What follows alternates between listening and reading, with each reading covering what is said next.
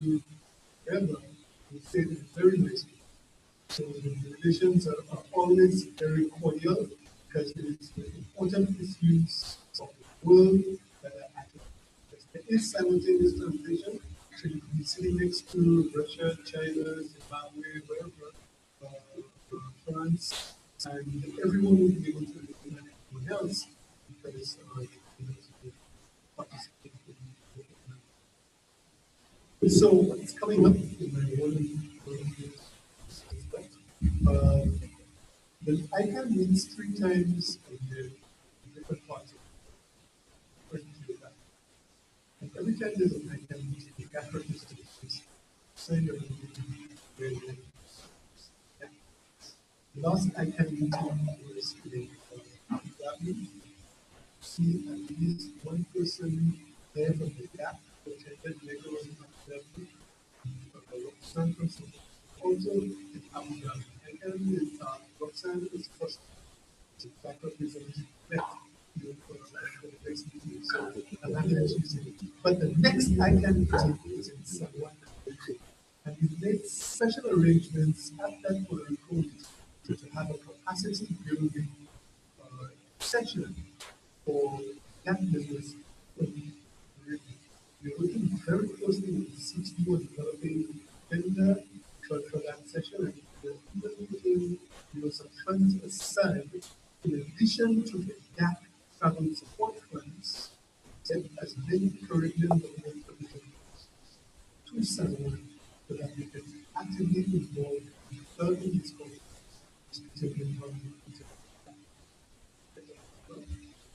Almost done.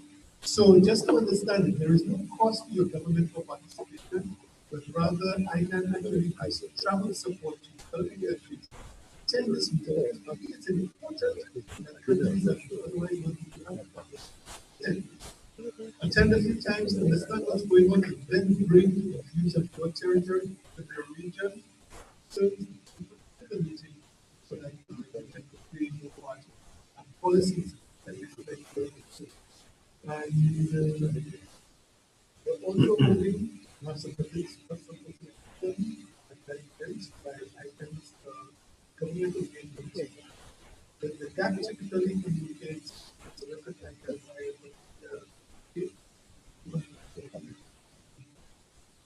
I will just end by saying that the CTU has been a very active participant in the GAP in a sort of observer status, and I see Teresa at the back for having a representative of the ISPs and in active participants. Teresa, I hope you spend some time with us to see how to be from a mental standpoint, Caribbean region, don't be relying on you, and the ISP standpoint, have the use of ISP. So, ladies and gentlemen, that is it, and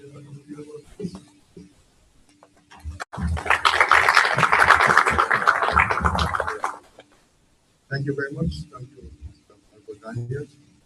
We're here on single ICTs, and we heard from Mr. Daniel that the internet has escaped in a while. So I think we want to make sure that the internet is in our space. He spoke specifically on the driver for economic development, the internet, the role of the internet here. And I think a lot has to be said in terms of the GAP membership contribution and the role of the GAP and the work of the GAP division. I think one of the issues, the most of it, maybe the message is that the region can be much informed on the GAP in ICANN. Thank you very much. We will now move to our final presentation. Of course, we heard from Bevel yesterday, so I will go through a very extensive bio for Bevel. On your program, it says he is the Caribbean outreach leader for a career. But I think, very critically, I think we need to speak to Bevel that he is the special advisor for the OECS Commission, the special advisor on the issue of internet and ICT. And he's also the executive director of APEX. He's part of the CCJ. So it's a very, very important position. So in this, I will invite the program.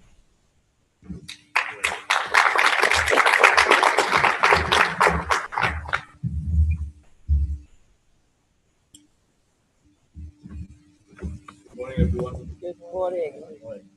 So I've been asked to speak on the internet platform for good governance, and I must confess, when I looked at the topic, there's so many angles that we can take in terms of looking at the issue of good governance in the Caribbean and how the internet can help with that.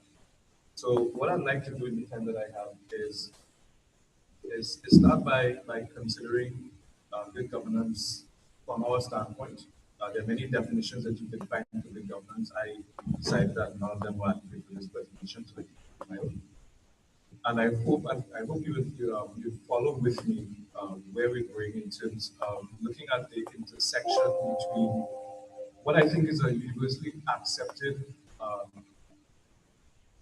desire for good or better governance in the Caribbean and how the internet can help with that. So let's take a look at the definition.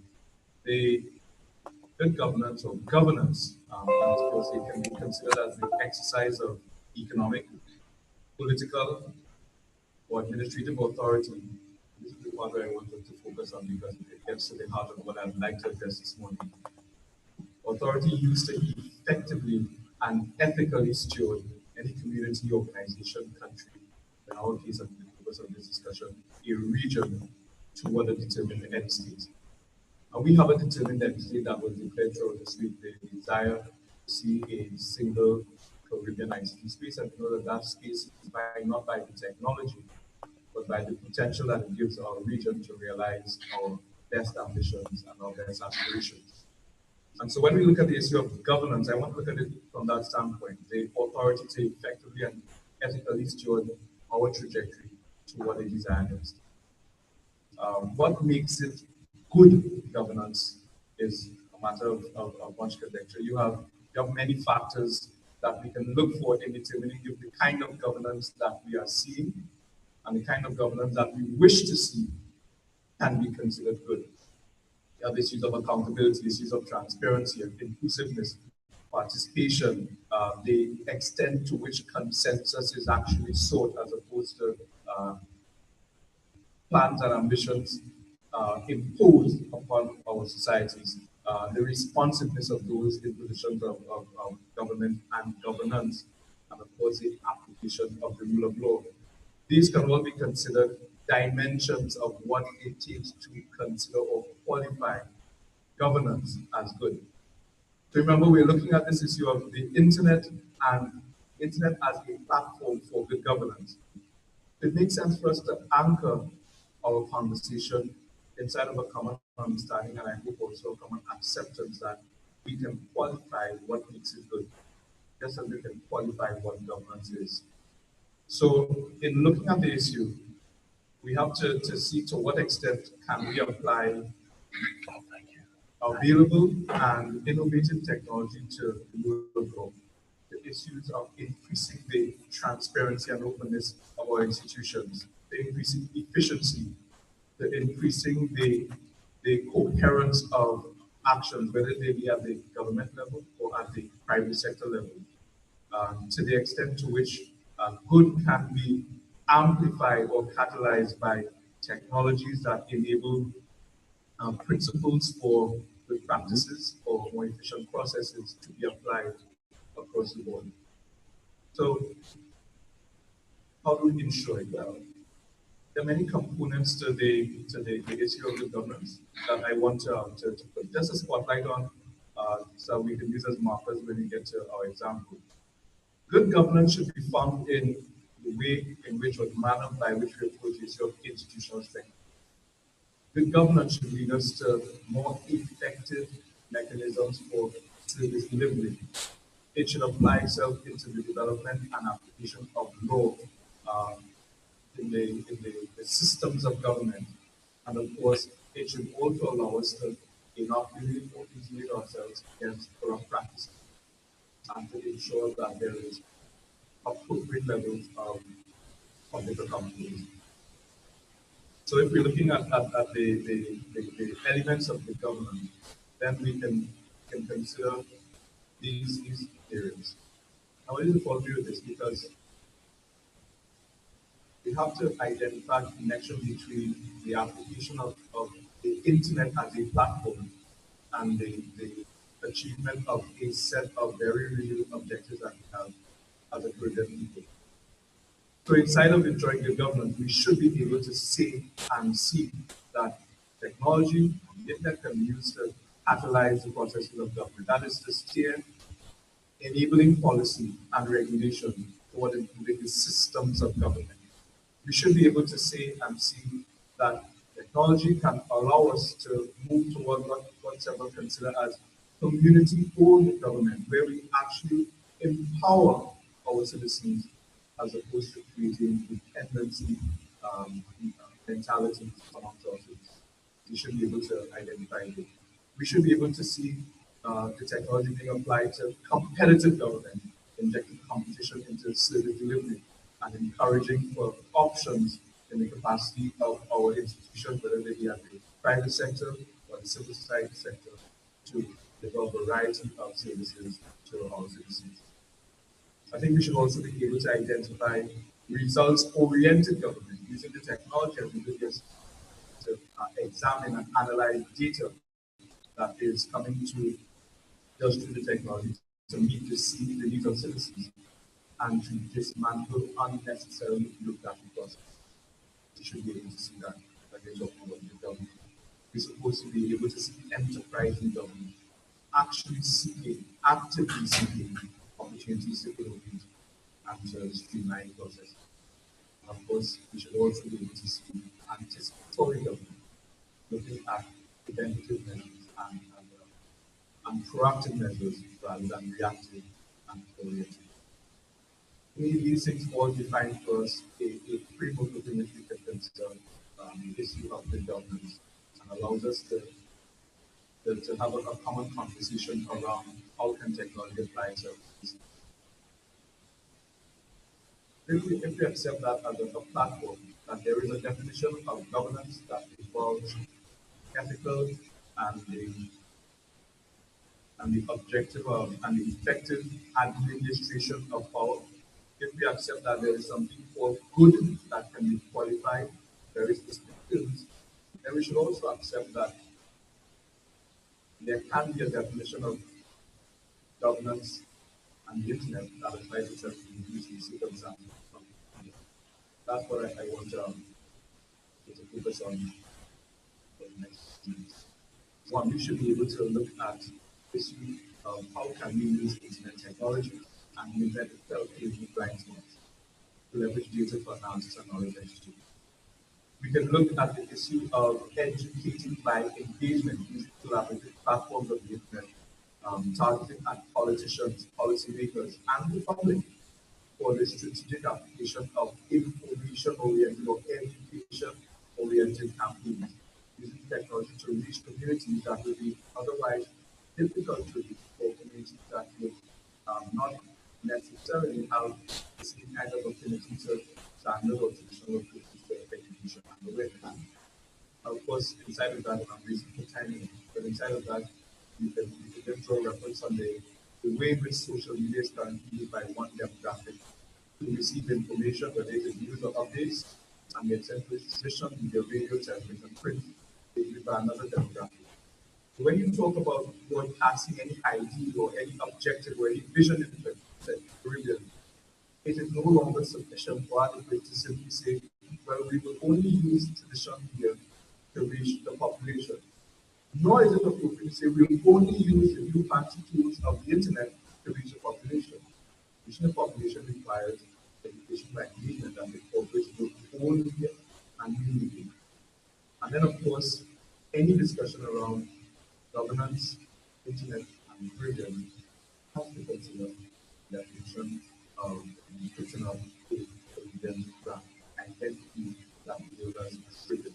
And I say this because a lot of the conversation around creating a single Caribbean ICT space and many other Caribbean-oriented conversations are finding less and less interest by a region that is more focused on nationalism and national identity than it is on a Caribbean identity.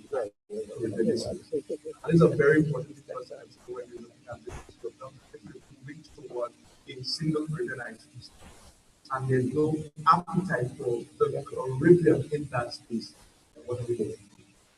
So again, the Caribbean, the internet and big government requires us to consider very deliberately this issue of building out brand Caribbean, championing things that are practical and meaningful for us, like actually having movement, actually enabling access to movement, for people to move, people to that gets into all sorts of things that we don't have time to is how we really treat and use places within the region and our various national.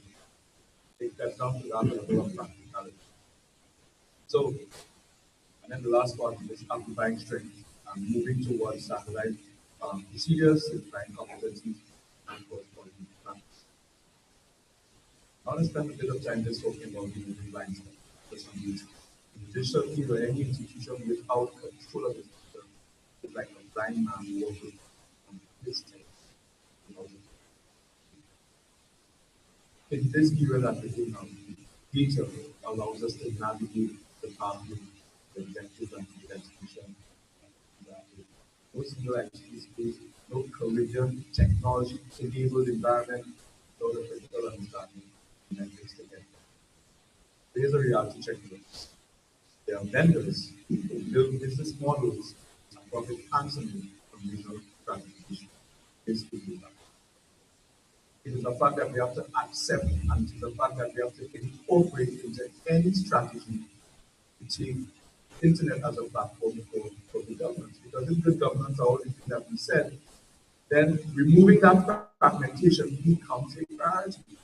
And the reality check is this: any movement towards removing the fragmentation results in resistance or opposition from both of us and the public admin. Reality check number 2.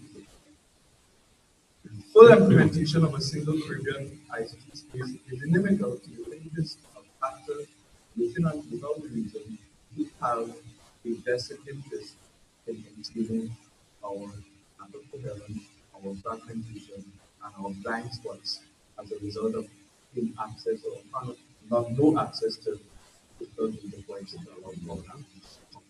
That's another reality check. Right? There are those for whom our discussions, our very noble discussions and reasonable discussions about the requirement to move fully into this digital future is not necessarily something that we would like to see happen. Now, I'm saying these things because, again, it allows us to have a very wide-eyed and very practical look at what really would it take to get good governance towards the region that is accelerated by, enhanced by, or facilitated by some of the technologies that are available. To get the right answers, we need to ask the right questions. And we need to move decisively and intelligently toward integration and interoperability of our data, our information management systems, and our resources. And this is where I want us to give consideration to something that are happening right now. Because it is possible for us to realize the promise of the internet, and it is possible for us to apply internet technologies toward this long-spoken goal of the government's vision. But for us to do that, we have to bear in mind this fact. Technology is always only the servant of our vision, not the master. It is always only the servant of our vision, not the master. So in looking at the issue of the internet and the governance, we have to consider very carefully what is exactly the thing that we want to do, what is the requirement that, and only then apply technology to our life. So I want to give an example that exploded this week at this conference's ICT here in the Bahamas. And it involves APEX, the agency that Professor recruits. APEX is a special purpose agency dedicated to the delivery of, put it this way, internet technology enabled solutions and capacity building systems. And it has a vision. And the vision is to support development and strength of justice delivery in the Caribbean. As Dr. Thomas said, I'm the executive director of APEX. But as he also said, I use the government across the region to help realize the potential of information and communication technology. So in establishing APEX and applying the same principles that I just shared with you, I was compelled to ensure that its formation was rooted not on technology, but on the sense of what we are seeking to achieve as a region as it relates to justice, service delivery. I was compelled to ensure that any application of technology was in alignment with our desire to see increase backlog, improvement in justice delivery, and ultimately giving citizens of those individuals who do not have the voice or the capacity directly to power, need, and enforce citizenship. So, in looking at Apex, I want to take this as an example of good governance using technology to achieve a political need. Apex adopts a whole sector technology enabled to achieve both excellence. It has as its mission and mandate a requirement to ensure that Caribbean ports become self-sustaining. In other words, to remove the dependency on limited government funds to improve and modernize the delivery of justice. Ports should be self-sustaining. Fees and switches from the port should allow the ports to operate and manage their affairs. Revenues should be reinvested into improving essential services and human resource development. Now, these are not novel concepts, but they are rare expressions in the future. And so, embedded into the very structure of Apex is this notion that we can apply the technology to actually make these visions of that. And then, of course, that nice one that most ministers of finance is very keen to saving Caribbean taxpayers money. A study done early into the formation of the Apex showed that if Apex had a tithe of the monies currently being paid to various foreign technology providers in different national jurisdictions, it would be able to completely finance its technological and capacity building needs. The 10.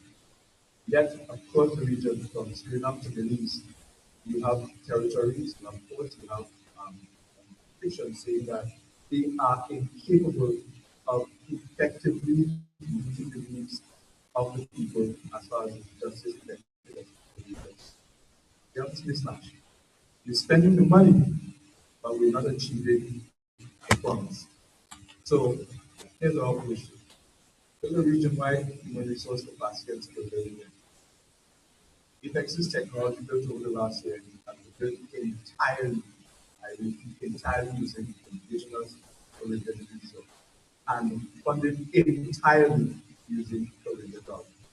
Several governments from the Eastern Caribbean and from Belize and Guyana contributed to the start of not a dime from any foreign projects. I'm not saying that we never take a dime of dollar or millions of dollars from other agencies. But what I'm saying is that initiation did not require external. Second, the second point, I'll just continue. We are allowing through the technology that we built enhanced leadership insights into the performance of the justice sector. Judges will be able to know cases. Many of you know black national and local examples where chief justices are not aware of which judge is working on which case and which cases, so what degree of backlog inside of the system. Yeah, basic, basic solutions that can make a huge difference to the lives of those. And inside of the technology approach, there's data that is analyzed to produce reports that allow our reports to be more intelligent, be personalized, and that allow our report leaders to be more informed as it relates to the future of their services. Third, is one that I just say, checking service delivery in Caribbean justice systems. Service delivery gets into how long does it take to file? How can you get a hearing? How intelligently can court during a matter or not? Saving citizens the time it takes to get the someone to the way that the matter will be not only today, but 3 months from now. Those kinds of basic issues. And then coordinating regional networks, the national networks by certifying Caribbean solution providers. Caribbean solution providers to give the most immediate local service to the local port. No more waiting 2 weeks or 4 weeks for some foreign providers applying a high price and high cost to ask you again one to be drawing news voices from the region and using it to apply to the region. So I'm presenting this to you as a tangible example of our discussions as a CT forum, where we've been talking about the internet, technology, and its ability to impact the society. I'm saying the time and the responsibility is ours to seize the opportunity. What I presented to you is not a justice sector specific solution. It is a model that can be applied to any sector as it relates to project development and the leveraging of technology to ensure that we have and maintain good documents. Thank you.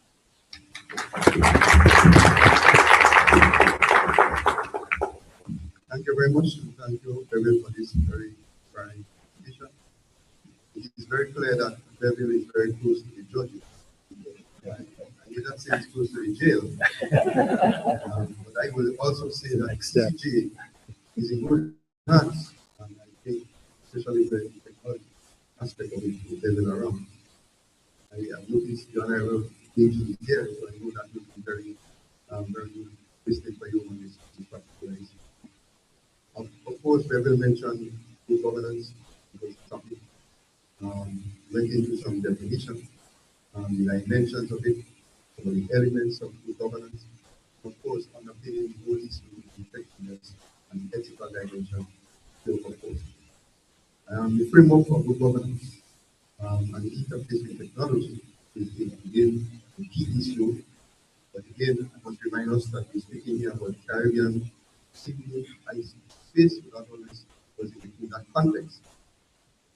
He mentioned that we need to realize the promise of the internet within the context of the Caribbean IC space. I think very important that we do that.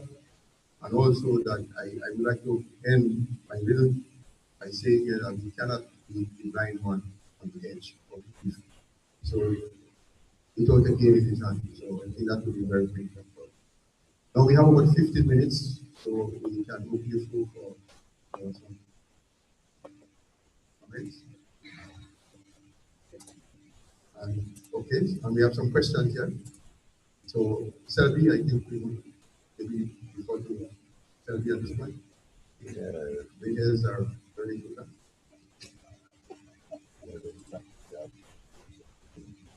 I'm very proud of you about this.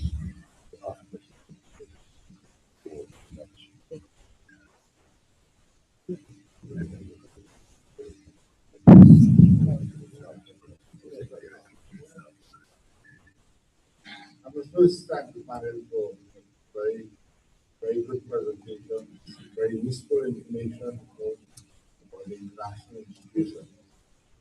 First, my friend and colleague Beverly's presentation on the governance. This is a question for Albert. Albert, you indicated that there are occasions when the gap or ICANN mechanism would not lead to a consensus sooner, and therefore we look into it. But can you tell us how it is resolved in a Thank you very much, Sylvie, for that question. One of the most important characteristics of the ICANN multi-stakeholder model is that it is a bottoms-up model where all of the stakeholders have the opportunity to have their views heard and to make inputs into the processes. What are stakeholders? Governments, end users, the technical community, not-for-profit organizations, and so on. Within the GAC, although they work based on consensus, the word rough, if I'm not mistaken, Nigel, is sometimes used in the outcomes, rough consensus. So the thing about it is the ICANN board always has to take a final decision on whether a policy should or should not be adopted. It takes into consideration the GAC advice, which it receives in the communique. And that GAC advice may say, well, the majority of GAC members felt this way about a particular issue. However, there were also views that these views A, B, and C. So in the final analysis, the board still has to make a decision, but it would be making that decision based on the understanding of well, there were one type of views coming from the GAP, but there were also different views as well. So the thing about the multi-stakeholder model is that it can be messy at times, because if you put two people in a room to make a decision on something, you will get out much faster than if you put 200 people into the room to discuss the same topic.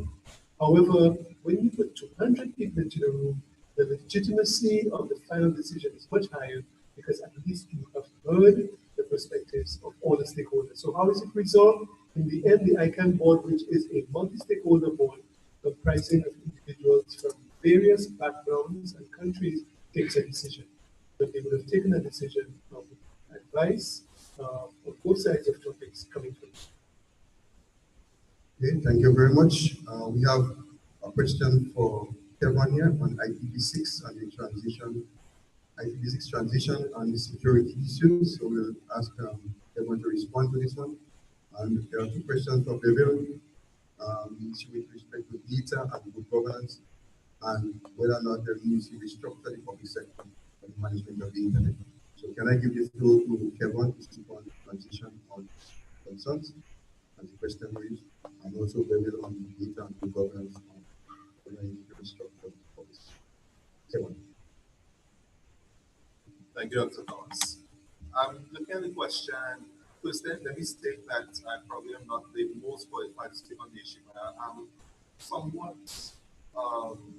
interested or perplexed as to what the question. First, one of the things with teaching that is that it's a more diffuse way of managing networks. And what we are stating is that if you were to adopt IPv6, you're looking at simplification of your addressing. You're looking at actually being mapped on a one-on-one basis your devices, and of course allowing connections to be made because of the greater availability of ports. So inherently, your internet was never safe. John went through great lengths yesterday to saying that it was really just an experiment. The initial users of the internet all knew each other. And that inherent insecurity is something that threatens how we use the internet now, because it is critical in the economies. What we are seeing now is that with IPv6, because of its addressing scheme and its simplification and its availability for abundance, it provides a better field to actually make the internet more secure, to actually secure the domain name system. And that is one of the things that really needs to be taken into consideration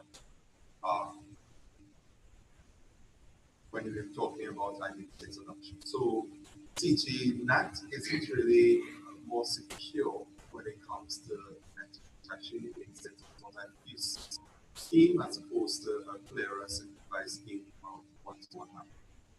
Thank you. Albert, you want to address that question also? Yes, I'm almost as perplexed as Kevin about that question, because the question seems to imply that IPv6 is introducing security risks to networks, which is not the reason why IPv6 is being deployed. IPv6 is being deployed to solve a very big problem that we have with internet addressing. And on the other side of the perplexity, it's suggesting that somehow that CGNAT is a security element of the network, where I think most security practitioners perhaps may suggest that the reverse is true. Because if you think about it in very simple terms, if you have 1,000 people behind a NAT and behind a single address, and that address, and one of those people is using that address to perpetuate an attack, it is very difficult for security professionals to identify which out of the 1,000 behind the NAT is actually doing the attack. So CGNAT really creates a big problem, for security experts. So from both sides, perhaps we need to have a little bit longer discussion with the person who actually wrote this question so we can come to the same level of understanding on what's going on. IPv6 is basically the only IP addressing scheme we should be talking about now moving forward as far as the internet is concerned for several reasons, some of which Kevin and others have spoken about. NAT is a problem. NAT is a bad word as far as most of us security practitioners are concerned. Sorry. Okay, thank you very much. Obviously, we will have to continue that conversation in coffee. So can I give the floor to Bevel to respond to the two questions? Well, we have data and good governance and also, okay. Yeah, the question has to do if data is critical to achieving our good governance objective, what kind should we be starting? And I want to just rephrase that a bit because the issue is not what kind of data we should be starting with. It is what approach should we be taking to data collection at the various points of collection. And I'll use government as an example. Government collects a lot of data. Unfortunately, most of it is collected still using people-based systems. The focus or start point has to be on the digitization of a lot of the collection process. Having collected it digitally, we can then begin discussions around analyzing and coding and drawing references and intelligence from the data. So to me, the start point is not well, this type of data versus that type of data. The start point is let us move aggressively toward the digital collection of data so that analysis and reporting and intelligence gathering can be as optimal as possible. Albert? Thank you very much, Bevel, for giving me the opportunity to respond to the question on specific actions that would be recommended for governments, towards fulfilling their role in developing the internet economy in the Caribbean. I want to make specific reference to a project that we are collaborating with others on in the Caribbean called the Virtual Caribbean DNS Entrepreneurship Center. There is a physical entrepreneurship center that has been established with ICANN's support, and the intent of that in other parts of Latin America is to give support to entrepreneurs who want to find ways to get the internet to become a business value for them based on the ideas that they have. Now, the needs of the Latin American community are a little bit different to our needs in the Caribbean because of the size of our economies and because of our Caribbean realities. So this virtual DNS Entrepreneurship Center will be a center that we're hoping can be delivered in any Caribbean territory using virtual content. But what we need to happen at the country level is for governments to support local entrepreneurs in getting involved and participating, in the activities of this entrepreneurship center. ICANN is going to be collaborating with CaribNOG, the Caribbean Network Operators Group, as one of the first partners on this particular project. And of course, we are open to collaborating with other partners, including governments and entities like the CTU and CANJO. But the idea is that let's see what our needs are in the Caribbean and what ways we can use for leveraging this internet technology to increase the bottom line and create new bottom lines for our Caribbean entrepreneurs. So the role of the government would be to support and encourage the local entrepreneurs to get involved in this initiative. Okay, thank you very much. We'd like to close this session, but I want to do two things. One, to ask Bevel to respond to the specific question on APEX, and also ask the panelists to take 1 minute each to answer that question on the specific priorities that they will speak to the minister specifically on. And I think everyone will also respond to that question also in that minute. So, Bevel, can you respond to the specific question? And then panelists 1 minute each. Very quickly, the APEX is a not-for-profit agency, and it has a fairly unique governance model that includes heads of judiciary, jurists, legal practitioners, heads of public and private bar, and as institutional members drawn from the region's courts, governments, and law associations. And I say it's a unique governance model because in that model, those groups get to define the technological priorities for APEX. So they may not be overall with the specifics of the technology, but they are very clear about the vision for the courts and the improvement of the courts. This goes back to what I was saying, that technology is a servant of the vision. And so what we've done is we've taken all of the key justice sector stakeholders and invited them to sit at the table and drive the direction and lead the development of the institution. The meeting that was held on Monday this week, the 27th of November, was the first APEX stakeholder stakeholders convention, where members from those groups around the region sat in conference to discuss what the priorities will be for 2018 and beyond. Okay, Kevin, could you speak very quickly to the issue of priorities to the ministry? Thanks. Thanks very much for the thoughts. One of the things I wanted to contribute, and this is really from a personal perspective as opposed to a academic perspective. I think it's very key for governments to understand by what we mean by digital policy and digital development, and to understand that it's not a question of producing documents as we may have been familiar with in the past. We tend to use a phrase called enabling environment, and I think sometimes we gloss over that phrase because the enabling environment is one which is really forward-looking, doesn't concern itself so much with sanctions for activities that have occurred. It deals with a continuous prospecting and foresighting exercise to provide clarity in a particular issue. And in this process, what we're looking at is data collection. We're looking at defining and testing variables and hypotheses in a multi-stakeholder fashion. We're looking at coming up with policy problems through discourse in a multi-stakeholder fashion. We're looking at analyzing results of policy options in a multi-stakeholder fashion, because at the end of the day, true implementers of this are actors that happen to be non-governmental. A lot of digital development doesn't depend directly on government, it depends on the collaboration of multiple entities. And it's a level of complexity that we're not used to in any form of development, in any form of issue area in the world. So the last thing I would like to close with is a consideration that Ria Ching had mentioned yesterday, talking about skills development. There's a need to become comfortable with what you do not know.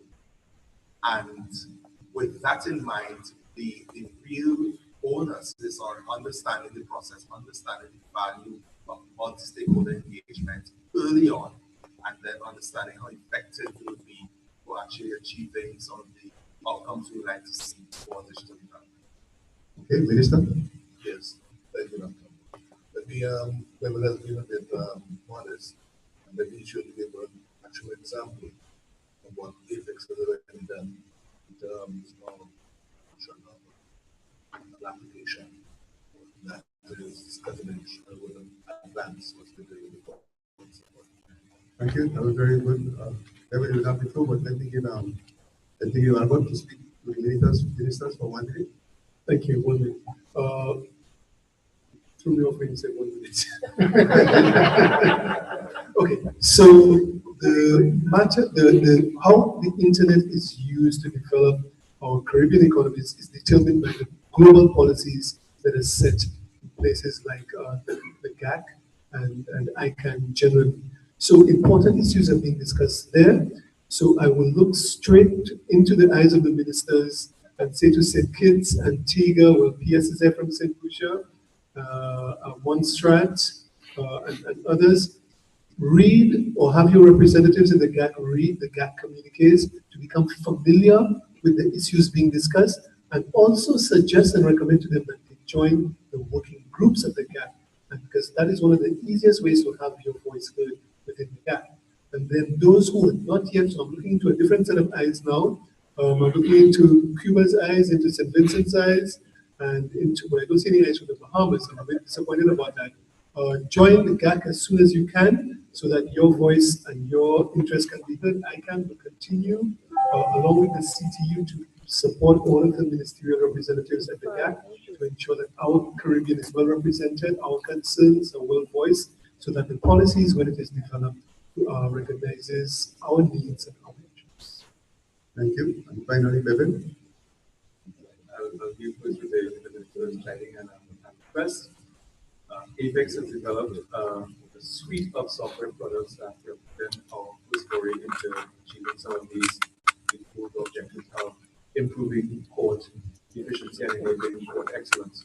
And this is called Curious. It is a web-based, mobile-friendly kiosk module-enabled package that uses 5 main areas. Firstly, electronic case filing, which has already been adopted by the Caribbean Court of Justice, and and has been piloted in at least 5 territories across the region.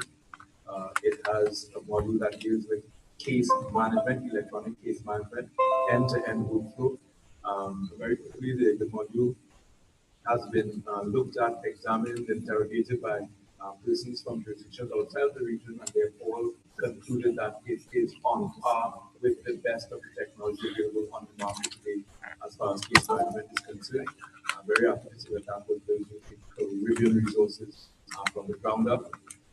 There is a module dealing with performance management, which allows us to, for the first time, identify where bottlenecks are in Caribbean courts, and which justices, which court officers, or administrators, or registrars are working to what level of efficiency, and how that efficiency can be further improved by the use of data-driven analytics. There is a police information services management module that takes it from the station to the court docket and allows our courts to now have a much tighter integration and workflow with the source of a lot of the material coming in, and that is from the police service. There is a law office edition. There's a law office edition that allows the law offices, as attorneys, barristers, large law firms, small law firms, to manage their own internal caseload before submitting it onto the courts, and of course, represent information seamlessly with the court case management solution. There's a prison one to help with demand monitoring and processing to ensure that some of the delays that we see across the region have reached the people languishing in remand can be identified quickly as alternative options for dealing with persons can get up. So that demand component is with the other side, waiting on a judgment or post judgment for it. As I said in the presentation, it is a holistic approach to justice service delivery for the Caribbean Island region. And also, because Apex is a not-for-profit, these modules are like what you find with commercial packages for those in the region. These modules are being offered to the country. There is no here's a cost for the mobile enabled component. Here's a cost for the kiosk component. If you want to get justice for all, then pay this additional price to ensure that people out into this can access. So if you sign on to the Apex Premium Suite, get the full benefit of the full package. The other benefit, which is uncommon and has not been our historical experience in the region, is that any new innovations that benefit from best practices in one jurisdiction automatically become the possession of jurisdictions across the region. No further discussion, no further negotiation, no further price contention.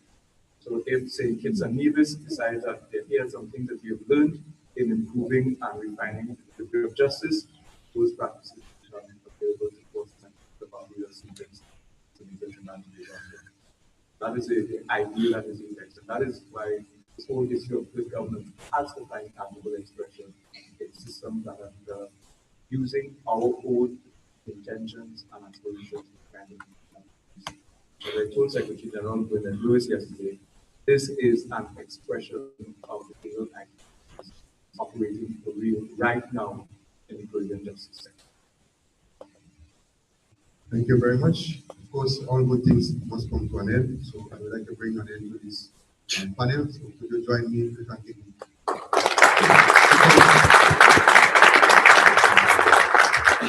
Thank you very much. And let me recognize and thank the sponsors and the partners. Our board sponsor, Cable and Wireless Business, ARIN, Digital Group, ICANN, Impulse, ISOF, and URCA.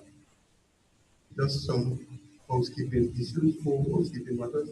1, presentations from the seminar proceedings will be made available on the CTU website, www.ctu.int. 2, photos of the seminar proceedings will be made available on the CTU website. Please lodge your evaluation forms, very useful. And the next session will begin at 10:45. Thank you.